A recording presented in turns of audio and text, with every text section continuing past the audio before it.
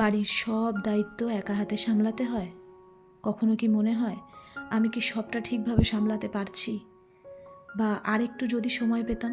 তাই আজকের ভিডিওতে আমি বলবো আমি কিভাবে একা হাতে বাড়ির সব কাজ সামলাই, তাও আবার সবচেয়ে সহজ এবং স্মার্ট কয়েকটা নিয়ম মেনে। নমস্কার সবাইকে, আমি মহুয়া। আবারও একটা নতুন ভিডিওতে আপনাদের সকলকে স্বাগত। একা হাতে সংসারের সব কাজ সামলানো সত্যিই একটা বড় চ্যালেঞ্জ, তবে অসম্ভব কিছুই নয় জানেন।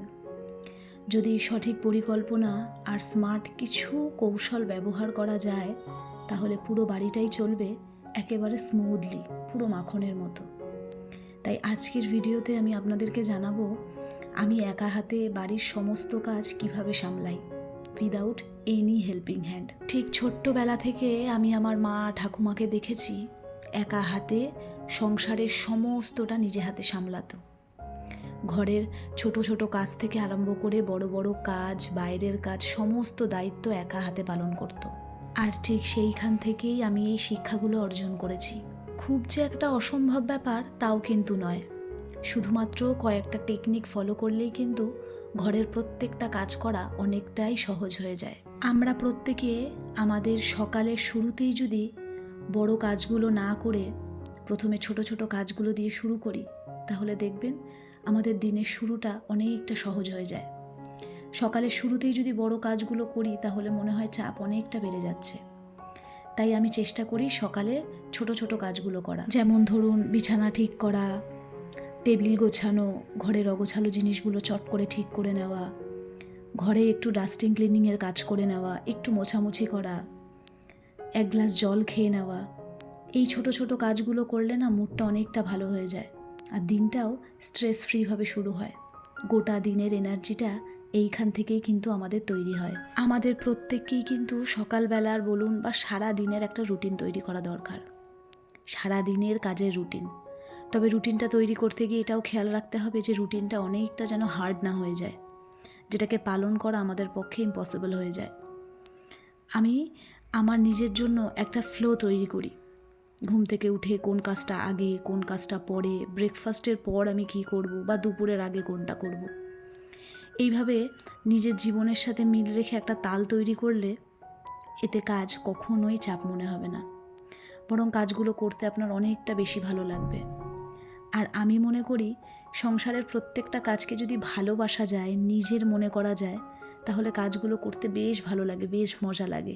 আর এই যে একটু আগে আপনাদের সঙ্গে একটা ফ্লোয়ের কথা বললাম, এই ফ্লোটা যদি তৈরি করা যায় না, তাহলে দেখবেন কাজগুলোকে খুব একটা চাপের মনে হয় না, বরঞ্চ সমস্ত কাজই খুব স্বাভাবিকভাবেই হয়ে যায়। আমরা যে সমস্ত হাউসওয়াইফরা ঘরের সমস্তটাই একা হাতে সামলাই, মানে সংসারের সমস্তটাই আমাদের একা হাতে সামলাতে হয়, আমি মনে করি আমরা যদি কিছু স্মার্ট টুলস ইউজ করতে পারি আমাদের এই কাজের জন্য, তাহলে কিন্তু আমাদের কাজটা অনেক বেশি কমে যায়। যেমন ধরুন এই মপ, হাত দিয়ে ঘর মুছতে কিন্তু অনেকটা বেশি সময় লেগে যায়। তার বদলে যদি আমরা এই মপ ইউজ করি, এতে আমাদের কাজ তো অনেকটা সহজ হয়ে যায়, তার সঙ্গে সঙ্গে কিন্তু আমাদের সময়টা অনেক বাঁচিয়ে দেয়। তাই ছোট ছোট এইরকম অনেক স্মার্ট টুলস আছে যেগুলো আমরা আমাদের সংসারে অ্যাপ্লাই করে আমাদের কাজকে কিন্তু সহজ করতে পারি। এরকম তো এখন অনেক কিচেন অর্গানাইজার আছে, যাতে আমাদের কিচেনের কাজ অনেক সহজ করে দেয়। তাই আমার মতে একা হাতে সংসার সামলানোর জন্য কোনো প্রযুক্তি ব্যবহার করা কিন্তু একদমই ভুল নয়, বরং সময় ও পরিশ্রম এই দুটোই কিন্তু আমাদের বাঁচায়। আরও একটা জিনিস লক্ষ্য করবেন, একা হাতে সমস্তটা সামলাতে গিয়ে দেখবেন কোনো কোনো সময় আমাদের মাথা একেবারে গুলিয়ে যায়। আমার তো আগে আগে এরকম খুব হতো, কারণ আমি একই দিনে সমস্ত কাজ করার চেষ্টা করতাম, কিন্তু এখন আর সেই রকম করি না। আমি সব কাজ একদিনে একদমই করতে যাই না, বরঞ্চ আমি প্রত্যেকটা কাজ ভাগ করে নিই। আমি সপ্তাহে এক একটা দিন এক একটা কাজ করার চেষ্টা করি। এর আগের ভিডিওতেও আপনাদেরকে আমি বলেছি, যেদিনকে আমার রান্না কম থাকে সেই দিনকে আমি ঘর বাড়ি ডিপ ক্লিন করার চেষ্টা করি, বা যেদিনকে আমার ঘর ধরুন ডিপ ক্লিন করার নেই সেদিনকে আমি আমার টয়লেটটা পরিষ্কার করি। এইভাবে আমি সারা সপ্তাহের 7টা দিন ভাগ করে নিই। ধরুন সোমবার কাপড় ধোয়া, মঙ্গলবার রান্নাঘর ডিপ ক্লিন, বুধবার আলমারিটাকে ক্লিন করা, বৃহস্পতিবার বাথরুম ক্লিন করা। এইভাবে থিম ডে করলে মাথায় আর গুলিয়ে যায় না। আর একদিনে সব কাজ করার চেষ্টা করলে এনার্জিটা অনেকটা লস হয়।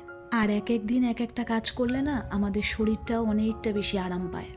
একসাথে শরীরের ওপর যে ধকলটা পড়ে সেইটা কিন্তু হয় না। আর আপনার সংসারটাও দেখবেন একদম একটা নিয়মের মধ্যে চলবে। সত্যি কথা বলতে একটা বাড়ি চালানো বাইরে থেকে যতটা সহজ মনে হয় ভেতর থেকে ঠিক ততটাই কঠিন। সকালের অ্যালার্ম বাজার সঙ্গে সঙ্গেই কিন্তু আমাদের দিনটা শুরু হয়ে যায়।